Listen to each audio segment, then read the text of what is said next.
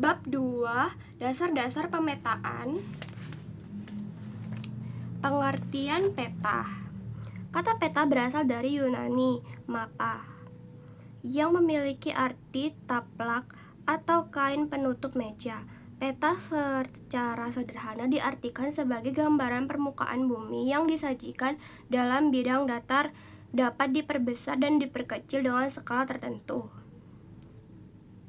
Fungsi pembuatan peta. Fungsi utama peta di kalangan masyarakat adalah membantu dalam hal orientasi dan navigasi. Pada umumnya, masyarakat menggunakan peta untuk dapat mencapai suatu tempat. Namun demikian, dalam beberapa bidang, peta memiliki fungsi yang lebih dari itu. Dalam bidang pendidikan, peta berfungsi sebagai alat peraga, media pembelajaran, catatan visual permanen, alat komunikasi, dan alat analisis.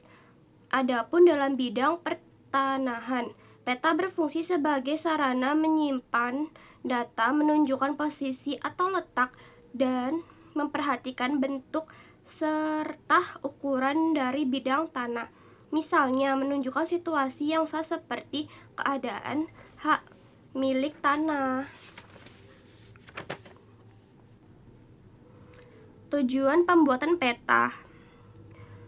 Tujuan pembuatan peta didiskusikan dengan jenis peta yang akan dibuat. Adapun tujuan pembuatan peta secara umum antara lain komunikasi informasi ke ruangan spesial, misalnya memberikan pertunjukan letak tempat perhelatan, menyimpan informasi, contohnya peta bidang tanah, membuat pekerjaan seperti perencanaan wilayah, media pembelajaran dalam bidang pendidikan, membantu dalam suatu desain, misalnya desain tata ruang, analisis data spesial, misalnya penghitungan volume, penghitungan luas bidang atau wilayah, mengetahui potensi kekayaan alam, contohnya peta sebaran berbagai macam tambang, mengetahui keadaan fosiografis, dan klimatologis dalam konteks keruangan dan kewilayahan, dan mengikuti perkembangan kebutuhan dan administrasi baik dalam keperluan spesial militer maupun politik. Unsur-unsur peta. Sebuah peta terdiri atas beberapa unsur meliputi judul peta, skala peta, orientasi peta, simbol legenda, warna peta, lettering, grid astronomis, garis tepi, inset, sumber, dan tahun pembuatan peta. Judul peta. Judul peta merupakan komponen penting dalam pembuatan peta. Judul peta harus ringkas, padat, informatif, dan mencerminkan isi peta, serta memuat informasi yang sesuai dengan isi peta. Contoh judul peta diantaranya peta bersebaran penduduk Pulau Jawa, peta tata guna lahan Kota Bandung, dan peta Indonesia. Skala peta. Skala peta adalah perbandingan antara jarak pada peta dengan jarak sebenarnya di permukaan bumi. Terdapat 3 cara menyajikan skala peta, yaitu angka numerik, garis grafis, dan variabel. Orientasi peta menunjukkan arah agar pengguna peta bisa menentukan arah saat membacanya. Pada peta umumnya gambar peta. Selain itu, ada pula peta yang orientasinya menunjukkan arah barat, utara, timur, dan selatan. Simbol, salah satu gambar atau tanda yang mempunyai makna atau arti. Simbol merupakan menyederhanakan objek geografis karena untuk seperti bentuk benda itu yang sebenarnya. Menurut bentuknya, simbol dapat dikelompokkan menjadi simbol titik, simbol garis, dan simbol area atau luasan. Legenda. Legenda adalah keterangan tentang simbol-simbol yang ada dalam peta. Simbol-simbol standar terdapat pada lampiran PPNO 10 tahun 200 tentang tingkat ketelitian peta untuk penataan ruang wilayah. Warna peta. merupakan pemakaian simbol-simbol kartografis yang mewakili unsur-unsur muka bumi sehingga peta menjadi lebih menarik dan mudah dikenal. Lettering. Lettering adalah aturan-aturan penulisan objek geografi pada peta. Aturan lettering berdasarkan kesepakatan di antara para ahli. Grid astronomis. Garis khayal yang berfungsi untuk mempermudah penentuan posisi suatu tempat di permukaan bumi. Grid dinyatakan dalam bentuk koordinat, garis lintang, dan garis bujur. Sumber peta menunjukkan sumber penyusunan peta. Percetakan sistem proyeksi peta. Tinggal atau tahun pengambilan data. Tanggal pembuatan atau pencetakan peta yang memperkuat identitas penyusunan peta yang dapat dipertanggungjawabkan. Tahun pembuatan peta. Tahun pembuatan peta sangat diperlukan, terutama pada peta-peta yang menggambarkan data atau keadaan yang cepat berubah. Mencantumkan tahun pembuatan peta berfungsi untuk menunjukkan bahwa informasi yang disajikan masih akurat dan dapat digunakan.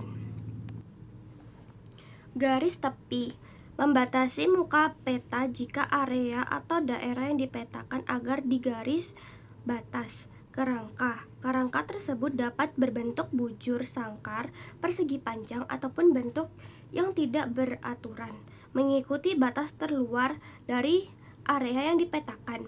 Inset adalah peta berukuran kecil yang disisipkan pada peta utama.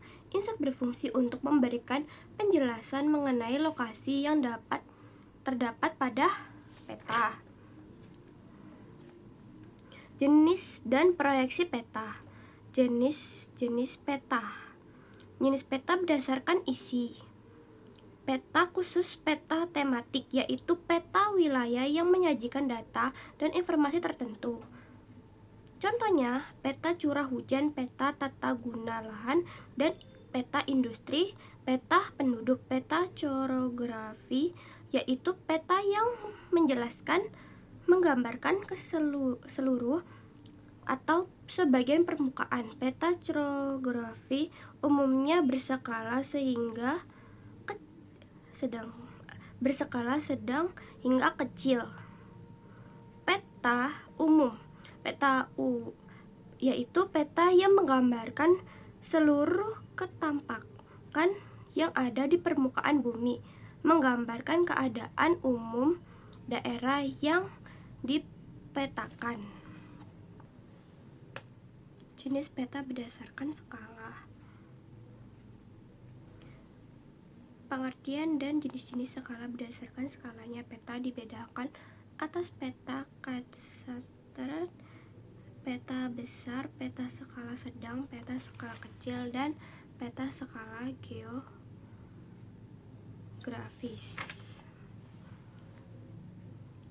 Jenis peta berdasarkan bentuk.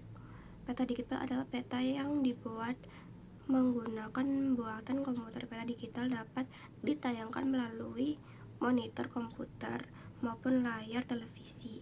Peta timbul, yaitu peta yang dibuat secara 3 dimensi yang terlihat mirip dengan bentuk permukaan bumi sebenarnya. Peta timbul memiliki warna dan permukaan timbul serta kontur-kontur yang jelas. Peta datar, yaitu peta yang dibuat pada bidang yang datar seperti kertas kain, kanvas, ataupun triplek. Secara umum, peta ini tampak seperti peta yang sering digunakan dan dikenal. Proyeksi peta, usaha memindahkan kenampakan bumi yang berbentuk bulat pada bidang datar. Menurut Arthur H. Robinson 1963, esene proyeksi peta adalah penyajian bidang lengkung ke bidang datar atau bidang konvensional. Proyeksi azimutal. Proyeksi azimutal adalah bidang proyeksi yang berupa suatu bidang datar yang menyinggung bola pada kutub ekuator atau sembarang tempat yang terletak antara ekuator dan kutub. Proyeksi ini paling baik untuk menggambarkan daerah di sekitar ekuator. Proyeksi ini dibedakan menjadi 3, meliputi proyeksi azimutal normal, proyeksi azimut transversal, dan proyeksi azimutal oblique. Proyeksi kerucut. Proyeksi adalah garis yang memotong atau menyinggung globe dan bentangnya ditentukan oleh sudut puncaknya. Proyeksi ini digunakan untuk menggambarkan negara-negara di Eropa secara garis besar. Proyeksi ini dibedakan menjadi 3. Proyeksi silinder.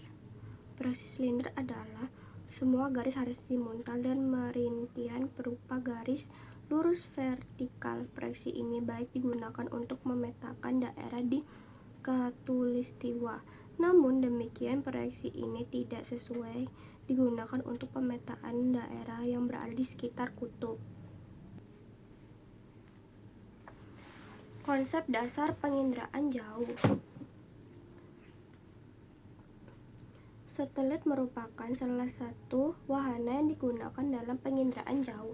Beberapa satelit diantaranya Radarsat, Konada, MOS, dan JERES Jepang, IRS India, SPOTS Prancis, dan IKONOS Landsat, NOAA, Hybrid Amerika Serikat. Satelit dalam penginderaan jauh yang mengamati suatu wilayah di bumi secara terus-menerus.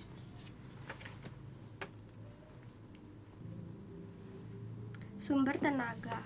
Penginderaan jauh membutuhkan tenaga untuk mengamati objek di permukaan bumi antara terlihat jelas sehingga dapat direkam dengan baik oleh sensor. Tenaga yang digunakan dalam penginderaan jauh diantaranya matahari, bulan, maupun cahaya buatan. Atmosfer. Atmosfer merupakan lapisan udara yang menyelimuti seluruh permukaan bumi. Atmosfer memiliki komponen yang dapat mempengaruhi kemampuan sensor pada penginderaan jauh. Sebelum sumber tenaga mengenai objek, tenaga tersebut merambat melewati atmosfer terlebih dahulu. Objek adalah segala sesuatu yang menjadi target atau sasaran dalam perekaman penginderaan jauh. Objek terdapat pada lapisan atmosfer, hidrosfer, liosfer, biosfer, dan antroposfer. Interaksi antara objek dan tenaga. Interaksi antara objek dan tenaga dapat dilihat dari rona yang muncul dari hasil foto udara. Setiap objek mempunyai karakteristik yang berbeda-beda dalam memancarkan serta memantulkan tenaga ke sensor. Objek yang dipantulkan maupun pancaran tenaga besar akan memiliki rona lebih cerah, sedangkan objek yang memantulan atau pancaran tenaganya sedikit akan memiliki rona lebih gelap. Sensor dan wahana. Sensor adalah alat untuk merekam objek-objek yang terdapat di bumi. Sensor berfungsi untuk mendeteksi adanya objek dan menentukan lokasi, sekaligus berperan dalam menentukan jarak alat dengan objek atau menentukan seberapa dekat foto bisa diambil dari alat menunjukkan ke objek. Perolehan data. Perolehan data digunakan untuk menunjukkan data yang didapatkan dari alat yang sudah menemukan objek dan terdeteksi oleh sensor yang terpasang pada alat. Data yang diperoleh merupakan hasil pantulan atau sumber tenaga dan objek. Penggunaan data. Penggunaan data adalah unsur merupakan lembaga atau individu berkepentingan memanfaatkan hasil penginderaan jauh maupun penggunaan data dalam menerapkan hasil penginderaan jauh menjadikan sebagai komponen yang penting untuk mendapatkan manfaat langsung dari sistem ini. Jenis-jenis citra penginderaan jauh. Citra foto merupakan gambaran suatu objek yang diambil dari pesawat udara dengan memanfaatkan kamera udara sebagai alat memotret utama. citra foto disebut juga sebagai foto udara.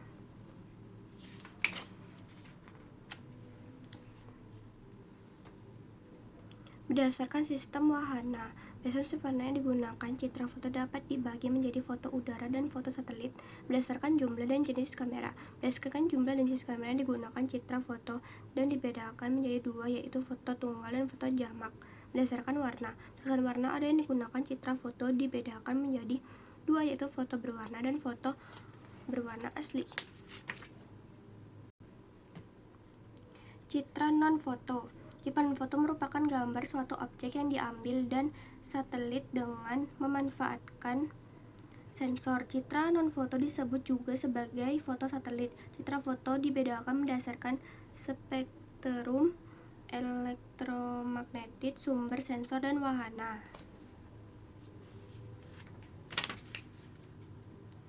Interpretasi citra penginderaan jauh. Kegiatan mengkaji foto udara dan citra yang bertujuan untuk mengidentifikasi objek dan nilai arti pentingnya objek tersebut.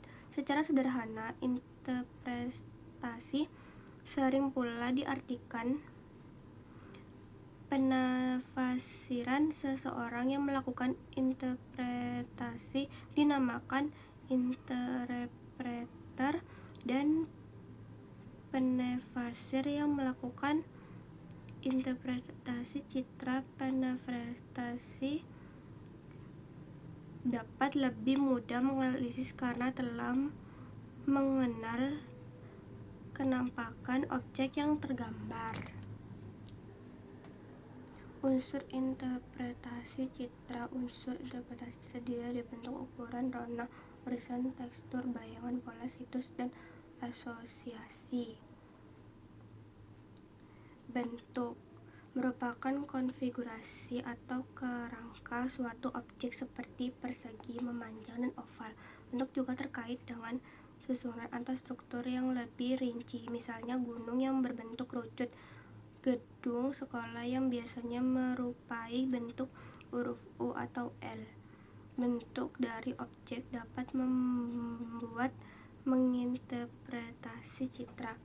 Ukuran adalah ciri objek berupa jarak luas, tinggi lereng, dan volume. Ukuran dapat digunakan untuk membedakan suatu objek sejenis, misalnya lapangan sepak bola dicarikan oleh bentuk segi empat dan ukuran yang tetap, yaitu ukuran 80-100 m. Ukuran objek pada citra sangat berhubungan dengan skala citra. Rona adalah tingkat kegelapan atau kecerahan suatu objek pada foto. Pada foto hitam putih rona, objek dapat beragam dari putih hitam dengan berbagai wujud peralihan sebagai putih kelabu ke kelabu hitam-hitaman dan kelabu cerah. Pada foto udara berwarna, rona akan lebih mudah diinterpretasi berdasarkan ketampakan warna objek. Warna adalah wujud yang tampak oleh mata dengan menggunakan spektrum sempit, bahkan lebih sempit daripada spektrum tampak. Warna menunjukkan tingkat kegelapan yang lebih beragam. Seperti contoh, suatu objek akan terlihat kuning oleh mata jika sebanyak menyerahkan gelombang biru memantulkan gelombang hijau dan merah. Bayangan merupakan sebuah objek dengan tampilan samar atau berwarna hitam. Efek dari objek yang terkena cahaya bayangan menyerupai bentuk objek yang terkena cahaya tersebut. Bayangan dipengaruhi oleh arah datangnya sumber cahaya. Cara pemotretan.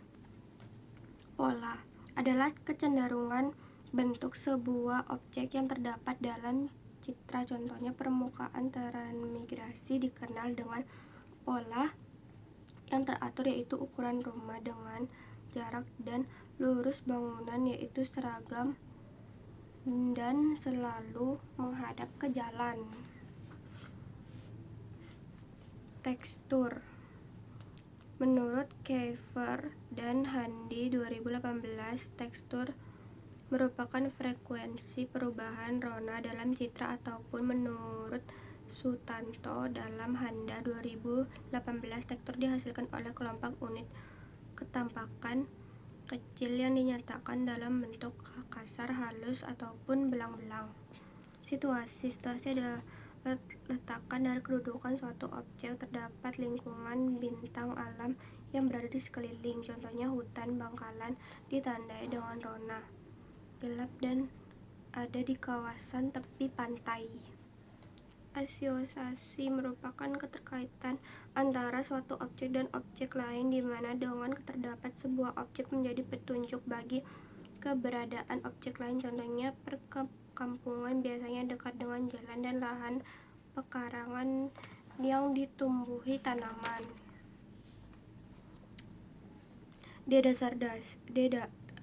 Konsep dasar sistem informasi geografi pada masa ini, seiring dengan kemajuan teknologi informasi geografi mengalami perkembangan. Selain adanya satelit memonitor bumi dalam berbagai kondisi dan ditunjukkan untuk beragam keperluan, juga terdapat sistem pengolahan data dapat menyajikan informasi geografi sesuai keperluan pengguna. Sistem tersebut dikenal sebagai sistem geografi ataupun SIG.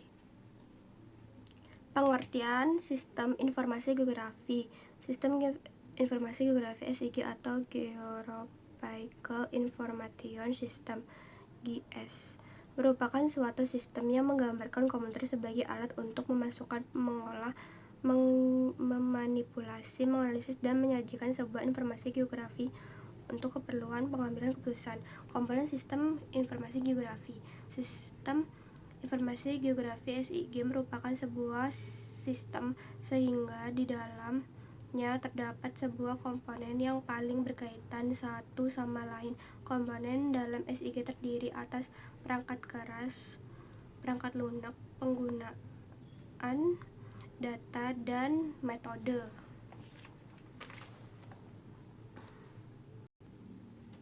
Pengelolaan data sistem informasi geografi.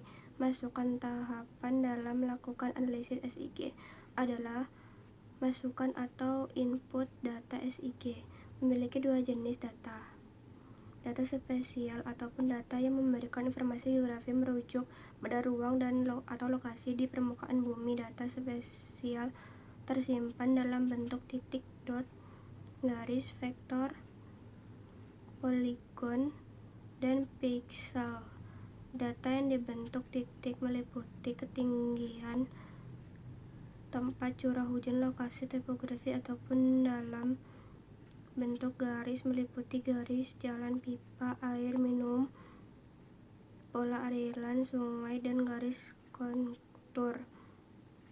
Data atributur merupakan data yang memberikan penjelasan mengenai data spesial yang didapatkan. Data atribut dapat membentuk angka, huruf, tabel, dan diagram. Proses tahapan yang kedua adalah proses pengelolaan data. Tahap ini meliputi manipulasi atau analisis data seperti membuat basis data baru, menghapus basis data, mengedit data, mengisi dan menyiapkan data ke dalam tabel keluaran. Tahap akhir proses SIG adalah output. Tahap ini bertujuan untuk menyajikan atau menampilkan hasil akhir dari proses SIG. Hasil akhir tersebut dapat berupa peta, tabel, grafik, dan laporan keluar. Data hasil SIG sangat bermanfaat dalam berbagai bidang untuk perencanaan, analisis, dan pengambilan keputusan suatu kebijakan tertentu.